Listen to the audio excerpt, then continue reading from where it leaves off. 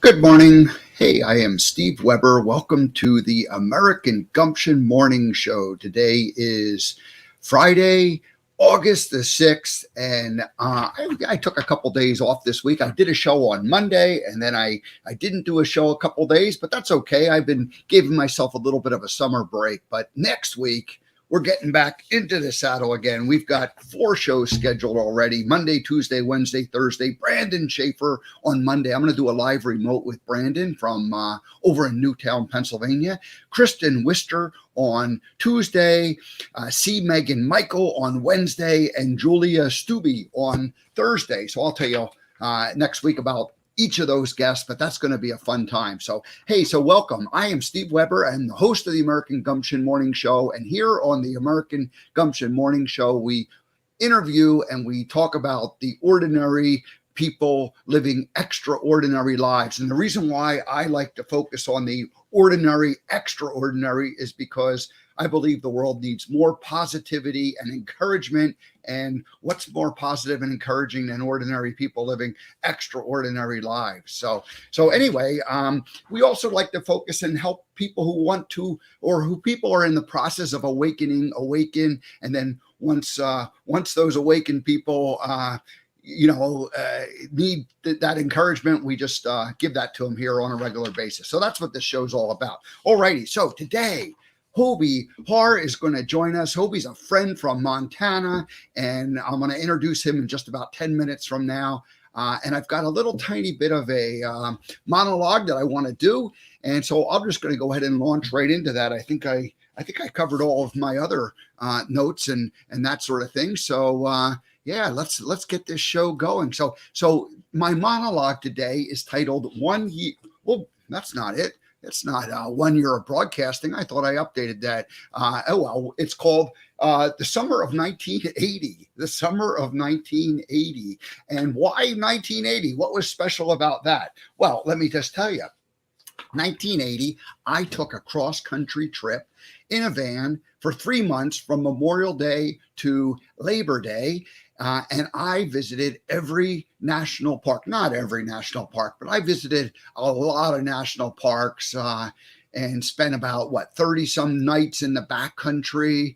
And I went to all the big major national parks out west. And so that was what that summer was all about. And now at the time, so I'm 22, it's a pretty radical idea from, for me to do that from, where I grew up in terms of, the environment. And why was it radical? Because first of all, we did practical things. And when I remember my father said, well, why do you want to go do this? And I'm like, I just want to go see these places. And it was like, but why? Why do you want to see them? And I didn't really have a good answer other than I wanted to go see them, but I knew that it was important to go see them. And so I was like, kind of, it wasn't like my parents forbid me to go do it, but they were like, what is this, a crazy idea? This doesn't make any sense. You don't just go off and look at a bunch of national parks for the sake of it. But that's exactly what I did. And then the other part of it, and again, has to do with the practicality, is that I was working with my father at the time, and he's like, and I said, hey, I'm just going to take a leave of absence. And of course, you have to ask him, what are you going to do, fire me? But, that's what happened. I arranged to just take off the summer and go travel. And he's like, well, you're not going to get paid. I'm like, I know.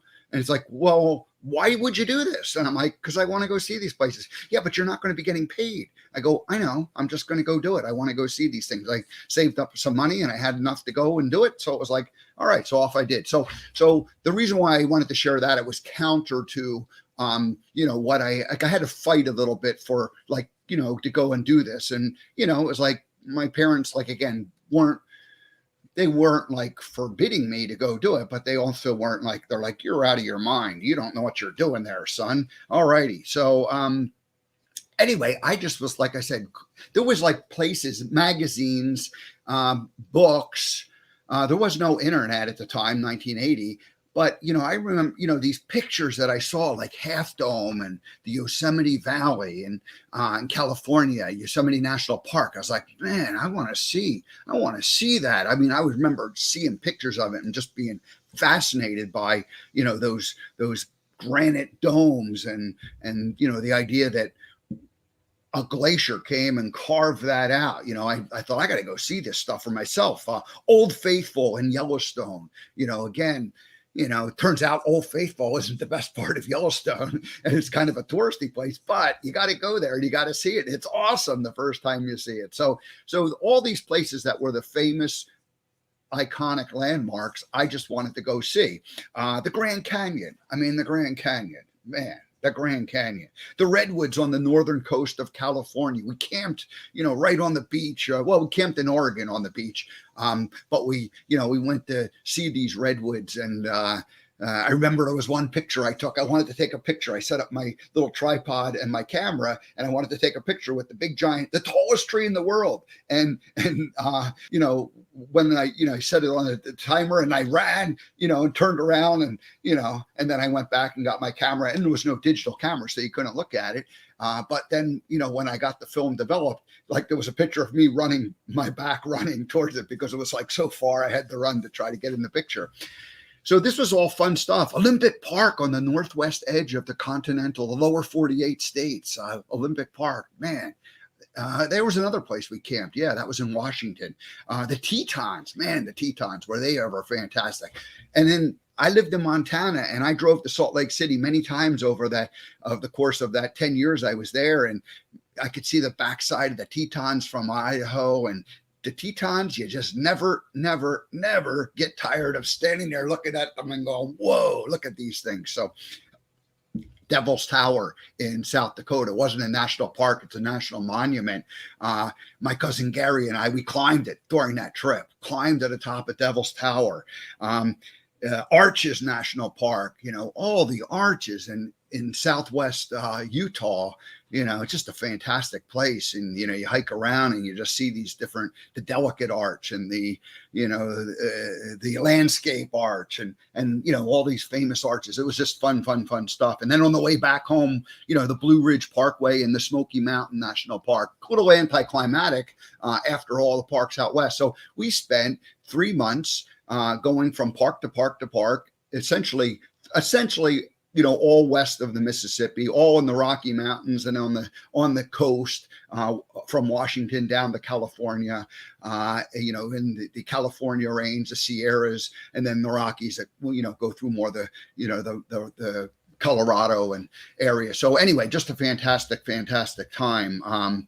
And in preparation for that trip, I set away to all the national parks, and there was a way you found out how to do that, and you could basically, I don't know if you had to you might have had to send a self-addressed stamped envelope. I think that's what happened. And you say, hey, send me your literature. And you ended up getting like a little trail map and a couple pieces of paper that said it. So I had this like whole, little miniature file cabinet or at least a box full of papers that we would take. And as we were driving, we'd be able to research what we were doing. So by the time we pulled up to the national park, we had a pretty good idea of what was going on and where we might want to go. And we go in and talk to the rangers, and, they'd pick out a place that, it'd be a fun place for us to go in and camp for a couple nights, 1 or 2 or 3 nights. And so we did that. We just went from park to park to park to park. So had a good time. So I traveled with my cousin Gary and his college friend Lee, and the 3 of us just became,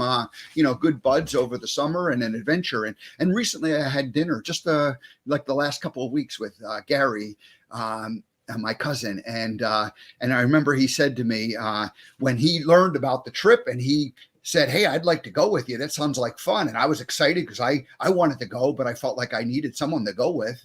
And so Gary and then Lee joined in, but Gary said, man, we're going to go to all of the cities throughout the whole country. And I'm like, I don't think so. And I didn't necessarily even remember this, but he was just sharing the story with me. He said that I told him, no, we're going to the national parks. And he said he was glad that he did, because he got to see them all. So I just want to kind of wrap this up by saying that, I love the country. I love the fact that, in this country, had the freedom to travel to all of those places. And the fact that all these places, beautiful, the most special places, are preserved as national parks, and they're open for all of us to come and go see there. And of course, in the last 40 years since I did that trip, 41 years since I did that trip, things have changed. It's, there's more congestion in the parks. So you need more of a reservation system to get in to go. When we went there, it was pretty wide open and still, and so anyway, things have changed that way, and it's evolving. And how do we care for it? That is all happening. But in a perfect world, we're going to maintain the freedom to go and see these places and visit them and to learn and take inspiration from them. And I love the fact that every day when I was traveling during that summer, 1980, I would wake up and I wasn't sure what I was going to exactly do that day. We had a plan. Some days we kind of knew exactly where we were and what we were going to do. But oftentimes, like when we were like on a traveling day, when we were driving from place, like you'd wake up and you'd pack up everything and you'd go, and you didn't know where you were going to sleep that night. You didn't know where we were going to park and, where we were going to pitch our tent or where we were going to, it was like always an adventure every day. And there were no cell phones. So we weren't connected, to the way that we are today. I remember I would call every week or two, you call home and just check in and tell my parents I was alive and well. So anyway, I wanted to share that because our guest, Hobie, is going to talk about how he works with people and how he takes them out into nature and how that connection with nature is strong with him. And so I developed my own unique way. And then I moved to Montana, 2007, 8 timeframe, because I just felt like the call of the mountains. I always loved that. And I wanted to take some inspiration and had 11 years there of doing that. And that's where I met our guest. So I'm going to welcome Hobie to the show. There he is. Hey, Hobie. How are you doing?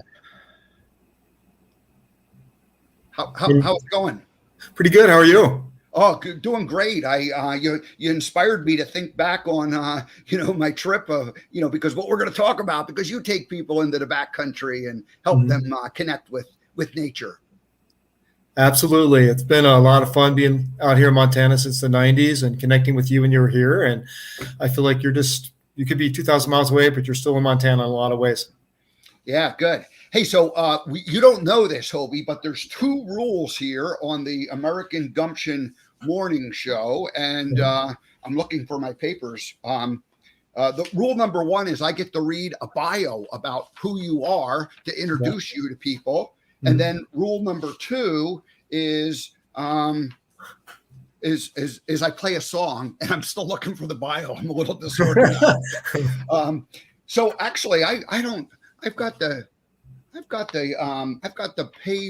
paper that says what the offer is that we're going to offer people, but I don't have your bio. So I'm going to just let you, so that I don't look confused, tell people who you are and how this kind of, what's the little short version of like who you are, and then I can play the guest song, and then we'll get back into all the details. So how's that sound?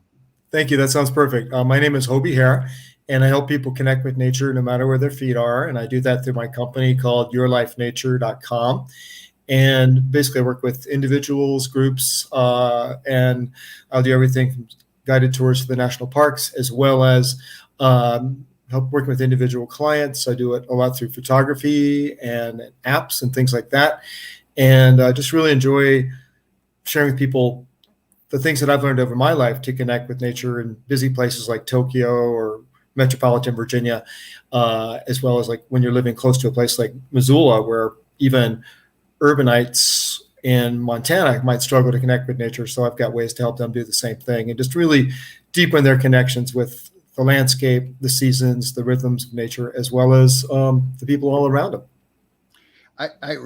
Thank you, Hobie. I remember when we first met, and you were conducting like tours, like along the Clark Fork River, right in Missoula, like for people who were just like working in their office building in Missoula, and at lunchtime they meet you, and you took a little walk, and you just talked about nature things. Yeah, and I've done things like that with the Montana Natural History Center here, with the Dunroven Ranch in Lolo, both great entities that help people connect with nature, and just finding unique different ways that don't take a lot of time and often don't take a lot of money either, just to develop those new habits to connect with nature. And It happens any season of the year. It could be a blizzard. It could be 95 degrees. It could be smoky and fiery like it was last week, or it could be a beautiful day. We just get outside anyway. All right. Well, let's play the song, and then we'll get into. We won't have any more rules after that. We'll just free okay.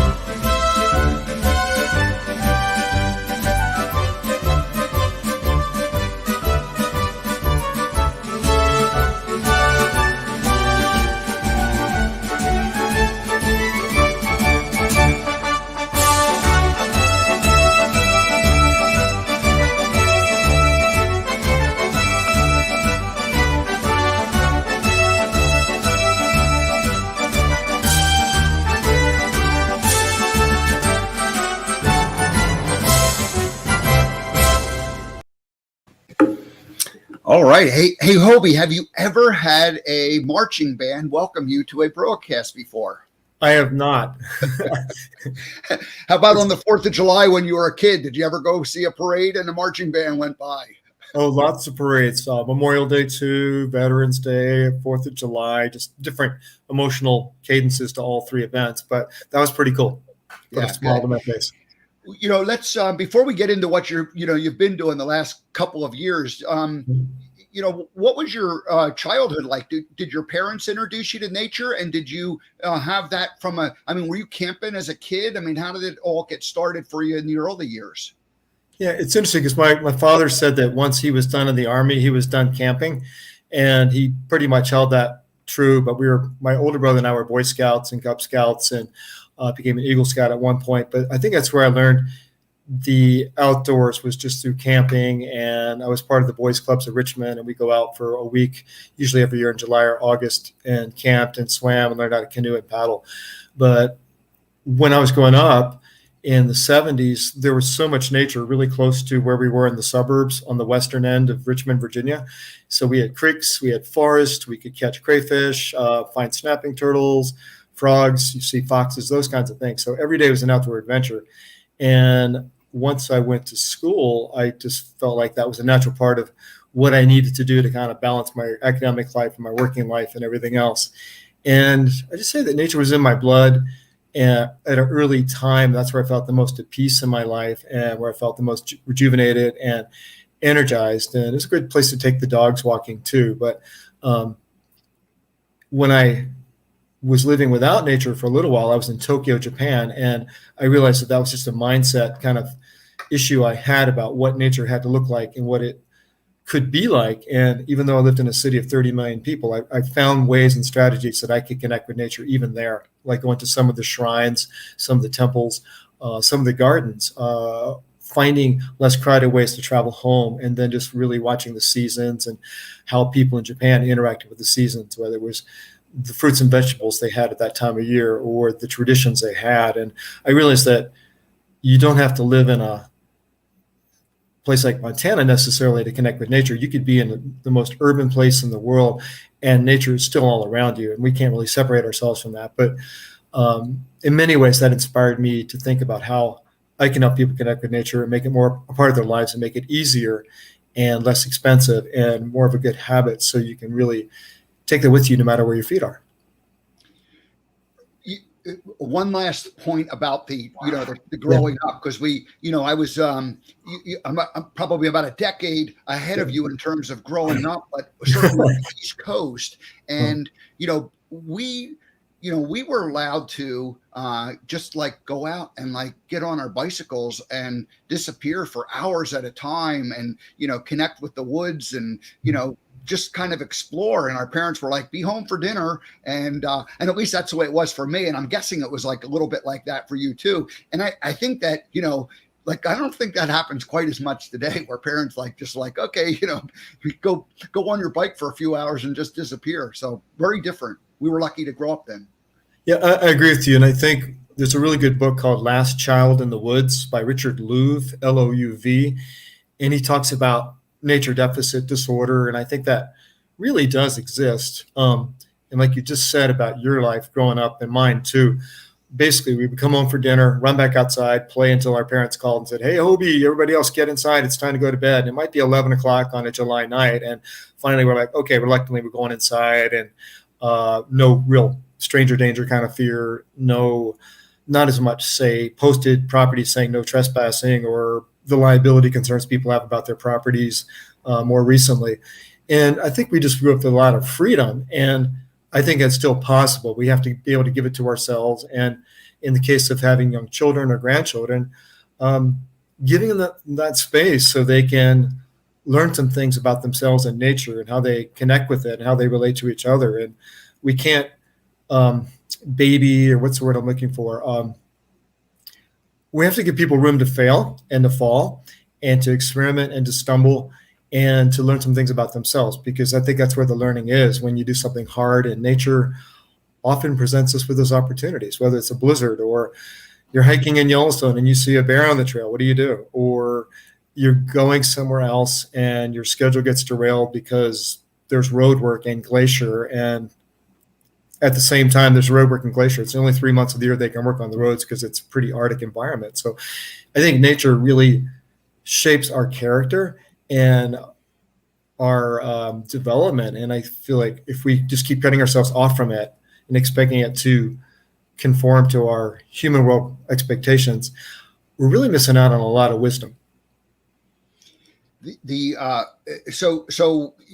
don't know anything about the Tokyo time, and what did you, once you went off to school, I mean, what did you initially study, and then how did you end up in Tokyo? And I know what you've been doing the last decade plus in Montana, but fill in a little bit about, like, once you kind of entered the work world. I mean, I guess it wasn't guiding people in Yellowstone to right out of the chute. Yeah, I worked as I was wrapping up my career at VCU, Virginia Commonwealth University in Richmond. I was doing an internship with Virginia State Parks, ironically. And it was a lot of fun. And we were doing grunt work, office work, as well as just getting out to the cabins and the parks and learning about them so we could communicate their value and their benefits and their activities and amenities to other people. And I really enjoyed that work. And I was offered a job right out of school to continue working with them. And it was kind of like seat in my pants, like you were telling everybody about your conversation with your father. But I was offered this full-time job 6 months before I graduated from school. And I think the person offering me the job expected me to say, yeah, that'd be great. But I kept thinking in the back of my mind, do I really want to just go straight to college and straight into a career? And I've got relatives in Australia, and they've invited me to come forever and to visit them. And I just said off the top of my head, I'm going to go to Australia in 6 months and I can work with you until then. How does that sound? And they're a little bit crestfallen. And all of a sudden I just committed myself to something really big and bold. And I remember my parents thinking, well, you did say when you were 12 years old, you wanted to go to Australia and visit your cousin and your uncle and your aunt and all the other relatives. And within 6 months I made it happen. And I just feel like I blew the doors open on my life instead of just going directly into a career track. And I kept thinking, there's more to life than Richmond, Virginia. No insult against anybody who lives there. And the bubble in which I grew up. And I was always curious about the world.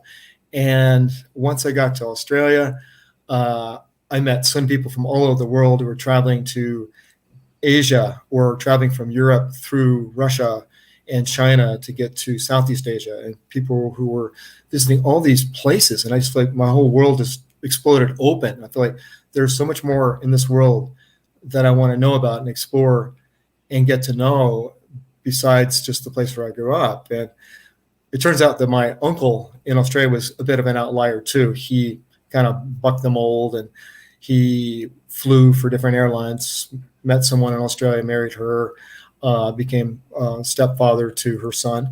And I was just really encouraged by all these people I was meeting who was just traveling, and some were in their 20s, some were in their 40s, some were in their 70s. And it's like, my gosh, I just need to kind of ride this for a while. And long story short, because I know I'm rambling a little bit, I ended up going to China in the 80s. That was pretty interesting and exciting and different. And I worked in a refugee camp in Thailand for about a year. And then before I came back to the United States, I wanted to go to a place where I could earn more money so I could come back to the States with options. So I went to Tokyo and taught English. And when I came back to the United States after 5 years overseas, I felt really adrift. Like, is this my country anymore? And it took me a while to realize that everybody changes at their own pace. It's more important for me to understand myself than for the whole world in Richmond to understand where I've been. And I realized that one common thread that really helped me was when you have a healthy connection with nature, you have a healthier connection with yourself. And I just really held on to that as I navigated a few years in Richmond, went to grad school in Vermont. And there I fell in love with the natural world and more conservation causes. And I also fell in love with winter. And that was kind of a shock to my Virginia parents and some of my siblings that, what, you like skiing? You like 30 below zero?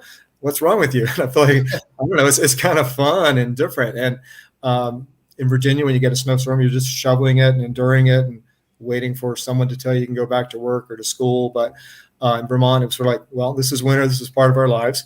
And that indirectly led me to an internship in Montana.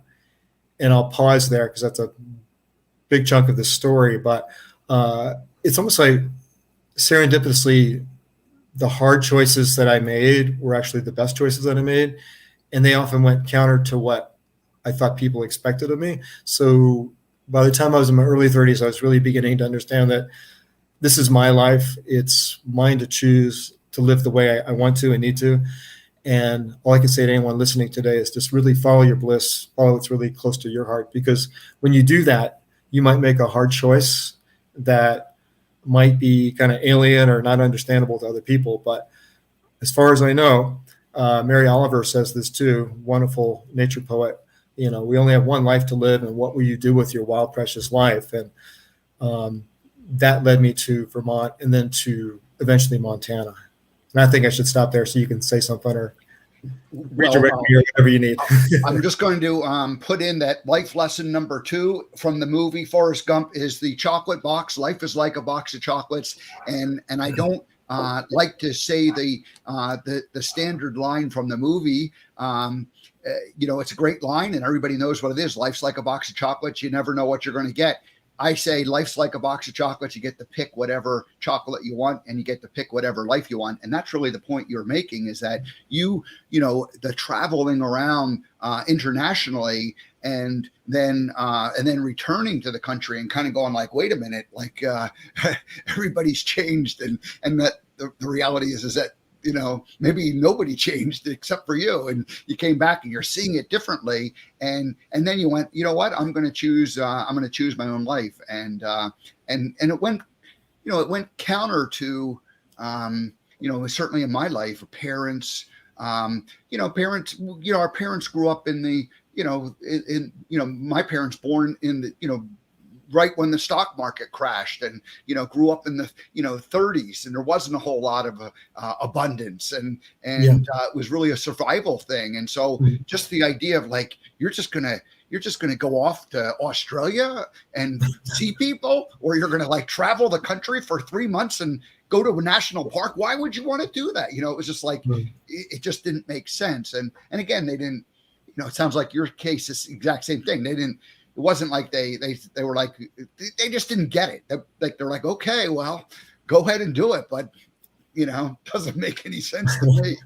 They just couldn't compare with it. So anyway, I like that you went, okay, great. So now you end up out in Montana, and that's really when you began, and I don't want to lead this in a direction that it's not meant to go, but at some point you end up like doing these guiding tours. You're working as some kind of a national park ranger, and you're in either Yellowstone or Glacier or both of them. So just tell us, like, you know, continue the story from there. Sure. I went to the School for International Training in Brattleboro, Vermont, and it was attractive because it was a 1-year academic program, and then you do internships, and then you complete your thesis. And I had a great time there, and that led me to an internship in Montana. I went to Costa Rica briefly for a year, and I was working at a bilingual environmental school in Monteverde, up in the mountains towards Arenal volcano. And that was also an eye-opener because I feel like I'm bringing my passions for teaching English as a second language into a bilingual environment, and also really incorporating the environmental education aspect of life. And the kids at the school were learning about environmental concepts in both Spanish and English. Plus, we would take them on field trips, which are right outside their homes, basically looking for quetzals and armadillos and different songbirds and things like that, and learning how to care and nurture for the place.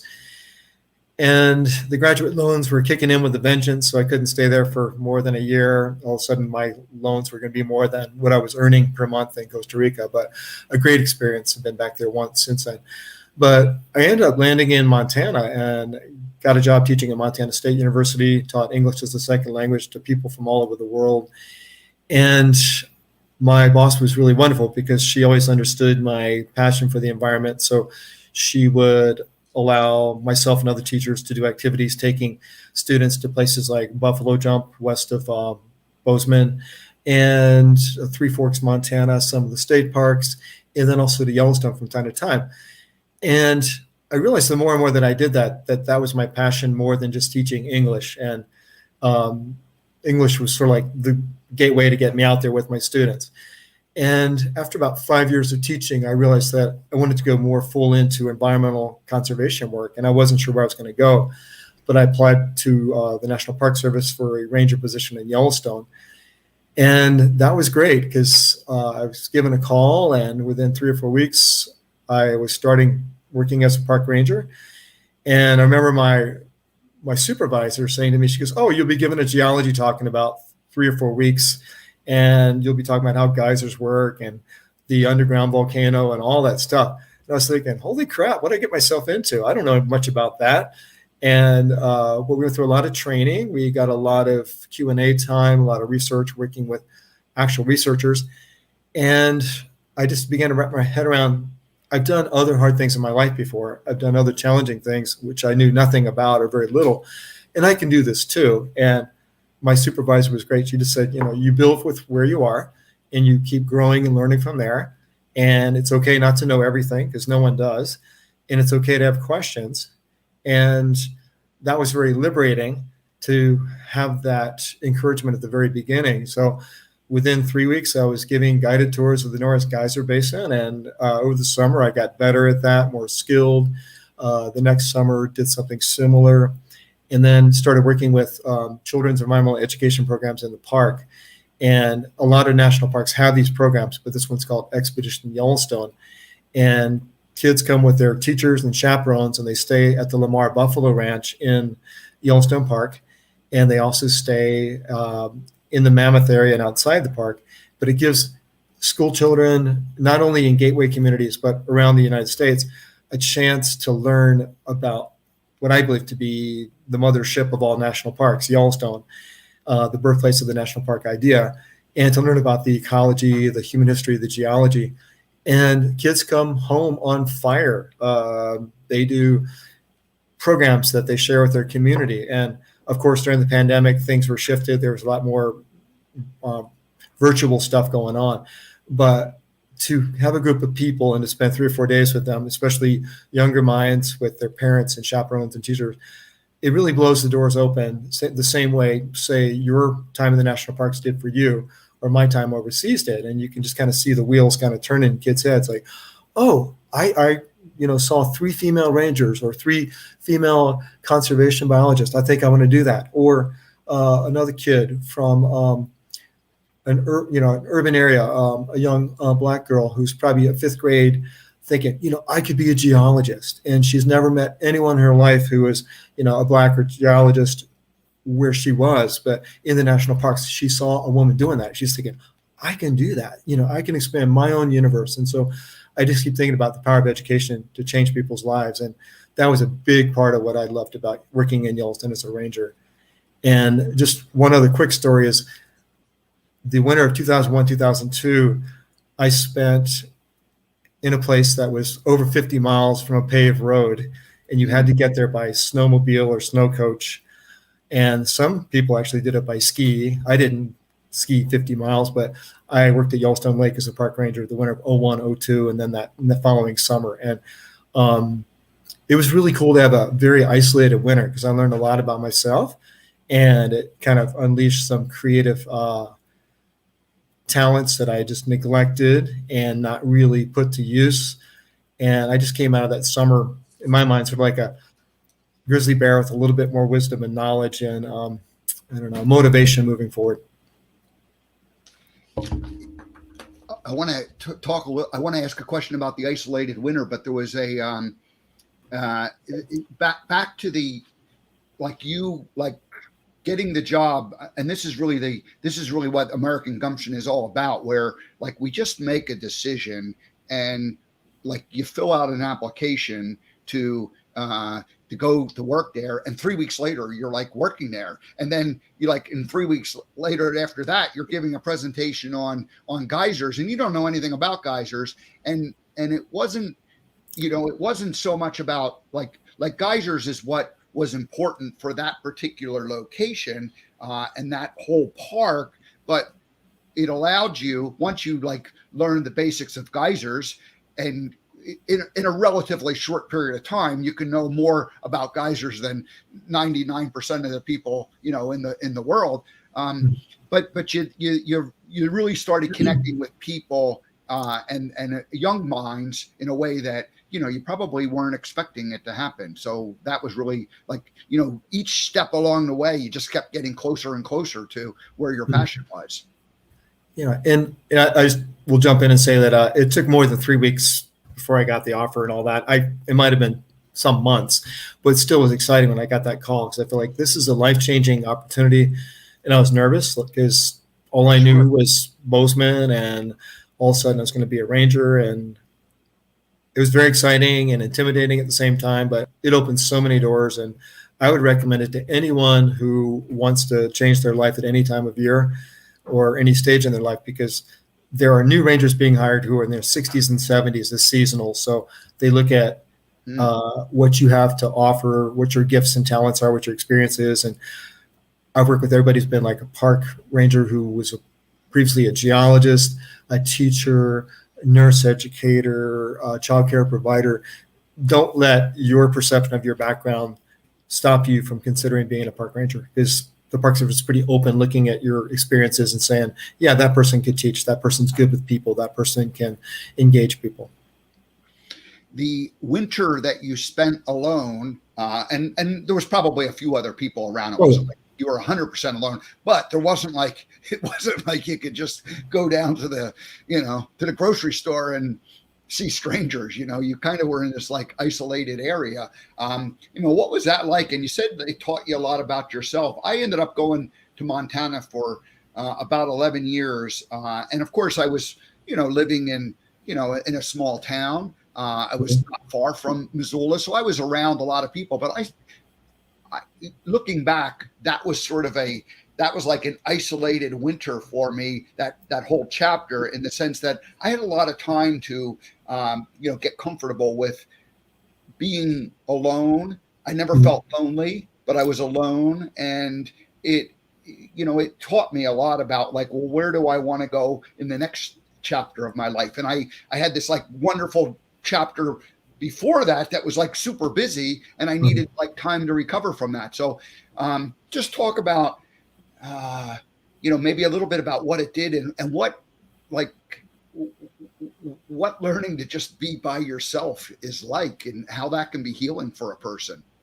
Yes, it was really slowing down. And again, it was one of those holy crap moments. Like, I'm going to travel by snowmobile and I've got to get out and get my own groceries. But after a while, it got easier. But I remember early on being a little bit north of Fishing Bridge, between there and Mud Volcano, which is a prominent thermal area just north of Fishing Bridge. And there's a big bull bison on the road, and it was snowing, and it was snowing hard, and it was becoming dusk. And I kept thinking, is this guy going to move tonight or not? And how do I get around him comfortably and safely? And we were always taught, just turn off your sled, your snowmobile, and let them go by you. And he came by me and he sniffed the front of the sled, and here it is, this 2,000-pound bull bison. I'm thinking, is this my last day on earth? I don't know. And he just kind of sniffed the front of my sled, and then he continued on after a while. And I didn't want to spook him or startle him, so we'd have to go into the deeper snow to survive that night. So finally, he ventured off, and I got home. But I kept thinking, this is really wild, and it's isolated, but it's magical and it's fun. And everything is just kind of stripped down to its most basic elements of life.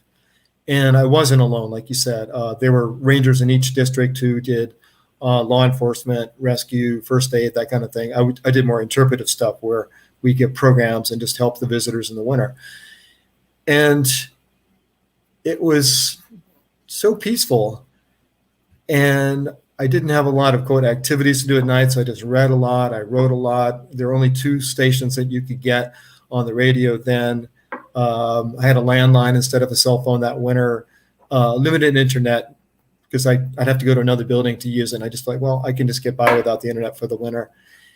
And going to get groceries was fun and funny at times. The first time I had to take the snowmobile to West Yellowstone, I came back to my house, and that was pretty much an all-day event in January or December.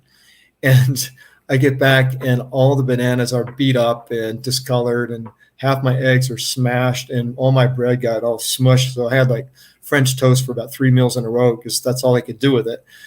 And I realized that I need to do a better job of packing and protecting the food that I bring in. But I just became really resourceful and very peaceful. And I got out of the park once or twice that winter to see friends in West Yellowstone and to do a cabin and ski trip. But it was just a chance to really slow down and be comfortable being by myself and just rediscover how much I love photography and writing and how much that's an important part of my life. It's kind of interesting that you know, how many people have ever experienced an all-day trip to get their groceries? Like in the world that we live in, if it like we get annoyed about like having to stop at the grocery store for, you know, like a half hour, you know, to go in and get like the better part of our week's supplies. And yet here was like one whole day out of your life dedicated just to that. And then of course you learned that, you know, packing was important, because otherwise groceries aren't going to arrive intact. Yeah. And I highly recommend to anybody to spend some time in one of the national parks in winter. Yosemite, South Rim Grand Canyon, Yellowstone, of course, the Tetons, even parts of Glacier Park are open because it's such a different time of year. And in Yellowstone, perhaps 250,000 people visit between December and March.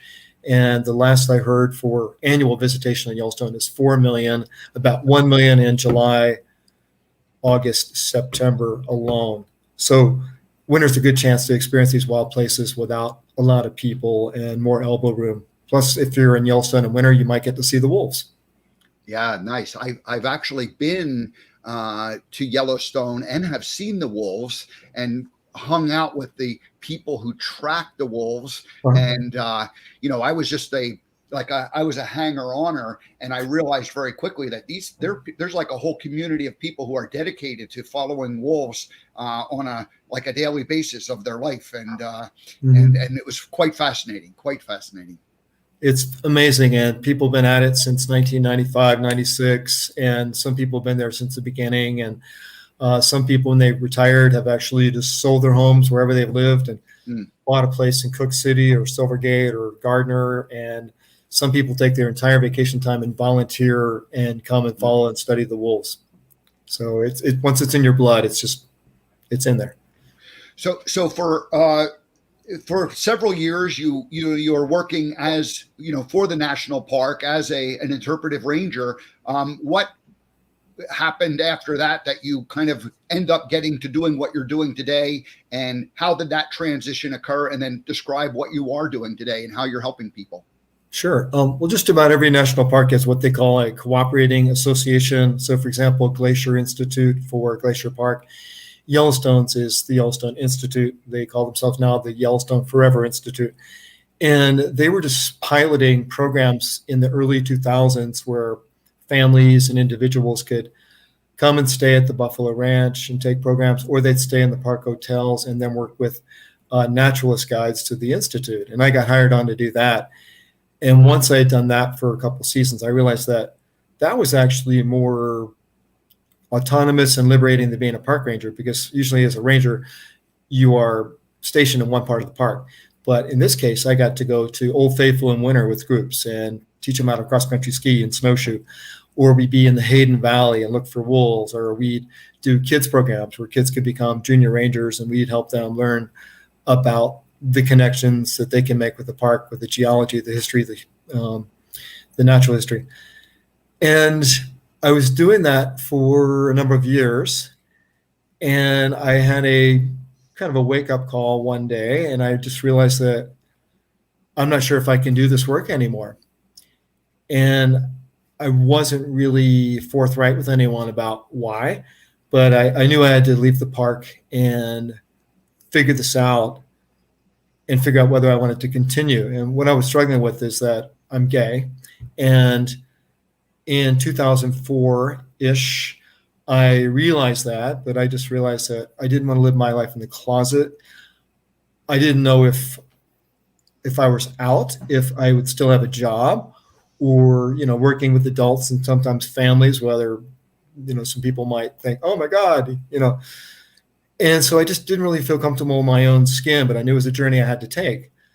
And so in 2005, I left the park, and the next year and a half or so was just a big journey of discovery. And I ended up going to Alaska for the summer, figuring out if I wanted to work up there or not over subsequent summers. Decided that my heart was in Montana, came back, taught at Montana State again for a while. And then I just realized that perhaps it's easier to start over again in a place where people really don't know you, rather than trying to reinvent yourself in a place where everybody knows you and has an idea about who Hobie Hare is. So that ruled out Gardner for me for then. It ruled out Bozeman. And I decided to have a clean slate and a fresh start in Missoula. And that was really exciting because I just landed here, taught for a while, had put in an application to guide with different companies in 2007.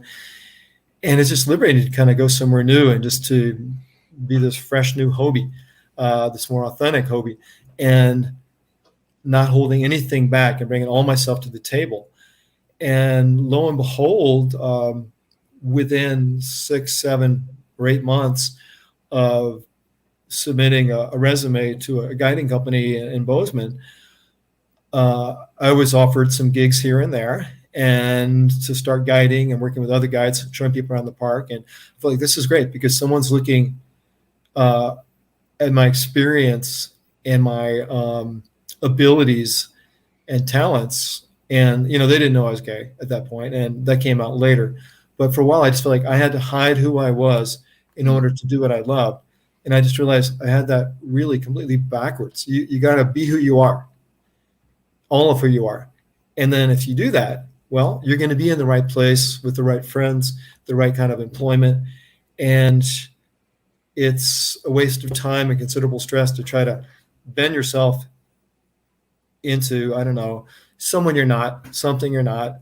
And if people can't accept you for who you are, well, it's their problem. But the bottom line too is like, you got to accept yourself for who you are no matter what. And I had a really powerful dream that illustrated that to me at a time when I wasn't sure if I was going to go back to helping people connect with nature, or whether it's just going to bury myself and just teach for the rest of my life. And I'm really glad for everything that's happened in my life, although at times, just like with everybody else's life, it can be challenging.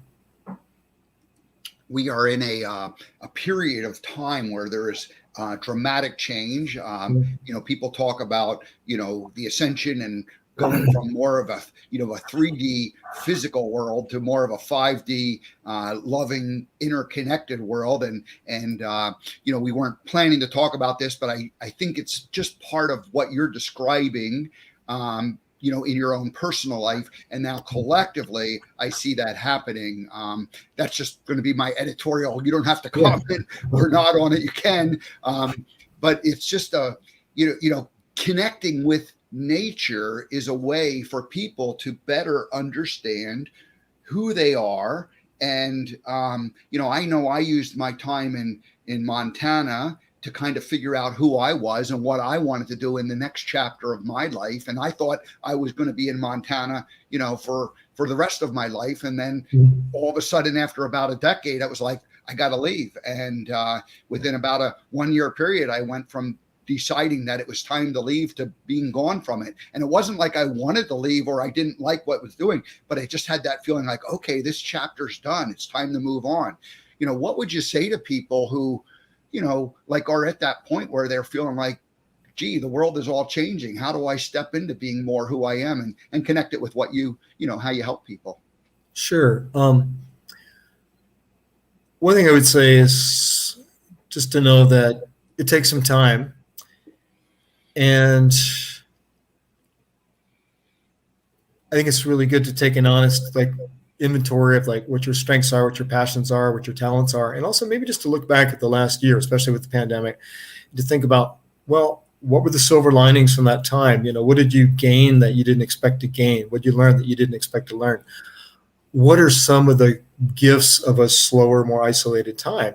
And can you build those things into your life a little bit more? So, for example, this morning I woke up at 5 o'clock.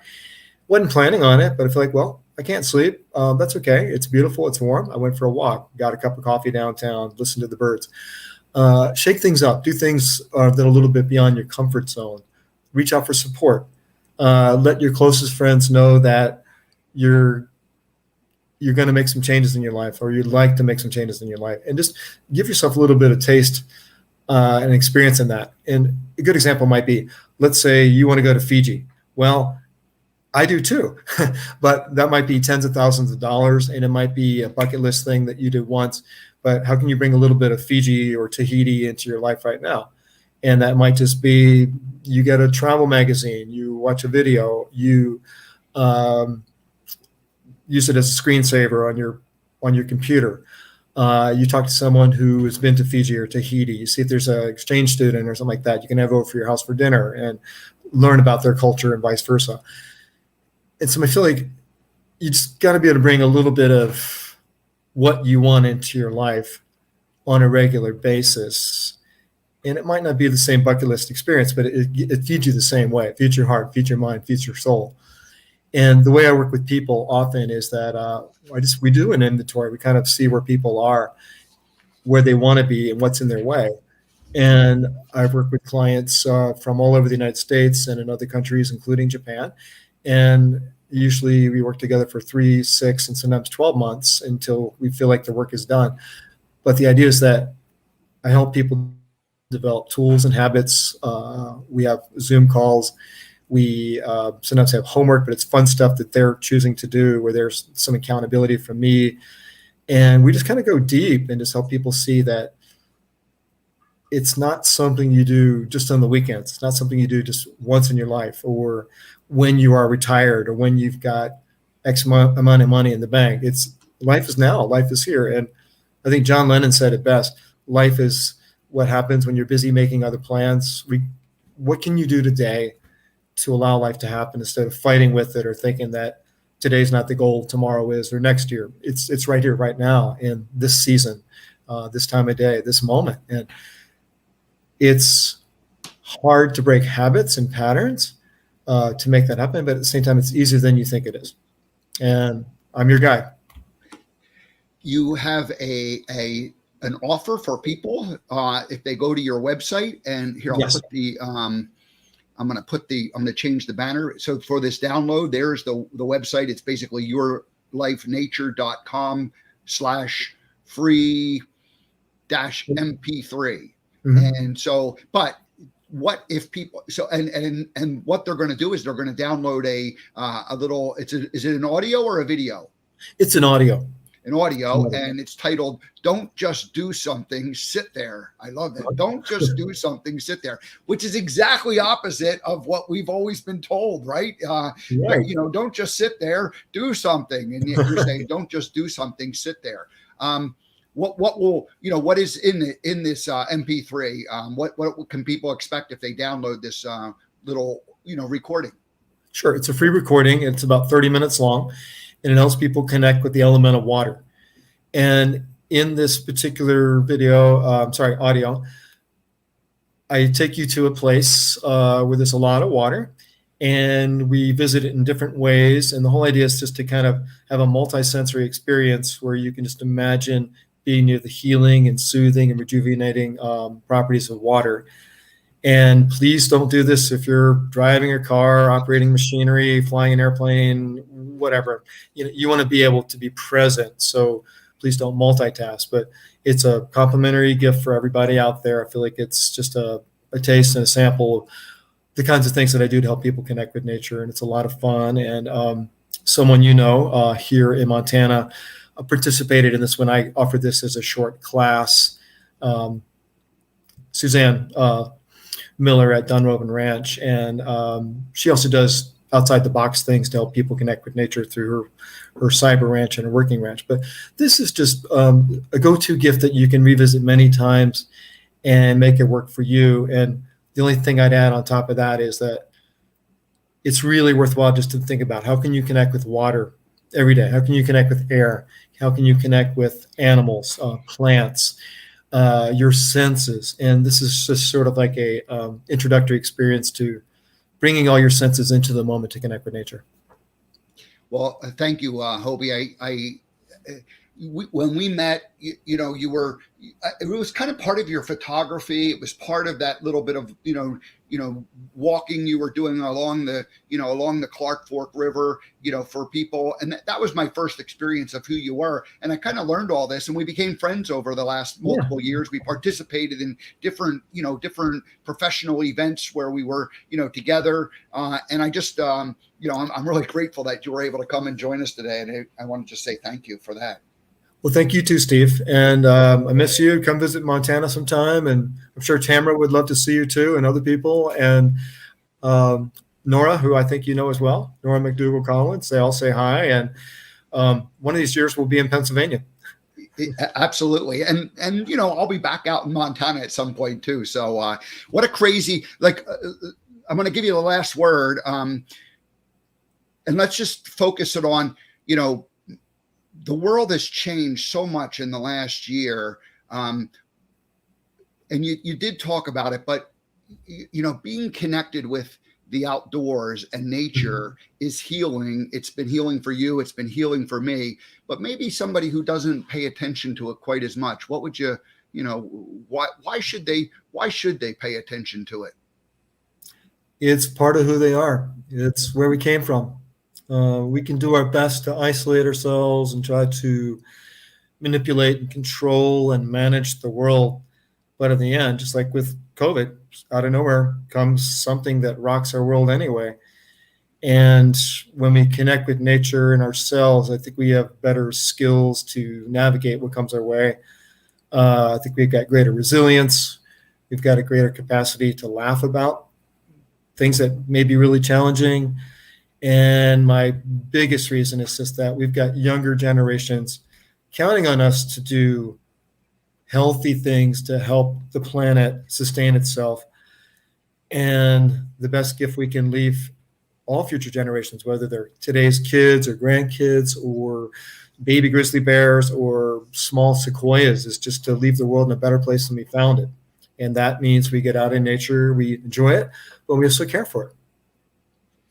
Hobie's website is yourlifenature.com. You can see his artwork. He's got postcards or writing, cards that people can use to write and send people, his own original photography on it. You also work with clients virtually, so like by Zoom. So if someone feels like they need to be better connected, do you do that like as a one-on-one, or do you do any group offerings that way? More with working with individuals in either 3 or 6 or 12 months programs. But if someone is interested in learning more, I would say go to yourlifenature.com, hit the contact button, let me know you're interested in having a short, no obligation call, and we'll set that up. And if there was a group that wants to come and spend a week in Yellowstone, you can make that happen too. Yeah, they can use the same yourlifenature.com/contact, and then I can direct them to a company that I work with quite a bit to provide guiding experiences in many different national parks. Yeah. Awesome. Well, thanks, Hobie. Appreciate your being here, and I look forward to our paths crossing in person. But this was a great one-on-one. So thank you so much. Thank you. Have a great weekend, Steve. Take good care. Okay. Well, that was fun. So yourlifenature.com. Go please check out, the work that Hobie's doing. He's been a friend and an inspiration to me. All righty. Well, that's it for this week. Let's see. Next week, 4 shows already lined up. Monday, Brandon Schaefer. It's going to be a live remote. I'm going to be over in Newtown, Pennsylvania, and Brandon and I'll be broadcasting from somewhere. Tuesday, Kristen Wister. Wednesday, C. Megan Michael. Thursday, Julia Stube. And I'm not sure if it's Stube or Stubby. So we'll find that out. I'm meeting with her first time this afternoon in preparation for that next Thursday meeting. All righty. Well, that's it. Have a great weekend, everybody. Thank you, Hobie, for joining us. I appreciate all of you folks who check in and listen on a regular basis. I know we heard from Bettina this morning, and in fact, she says she hiked around Mount Rainier at our national park, and it was awesome. She missed Yellowstone and the Grand Canyon, but she'll get there someday. You'll get there. All righty. Well, very good. Anyway, have a great weekend, and we'll see you all. We'll see you all next week.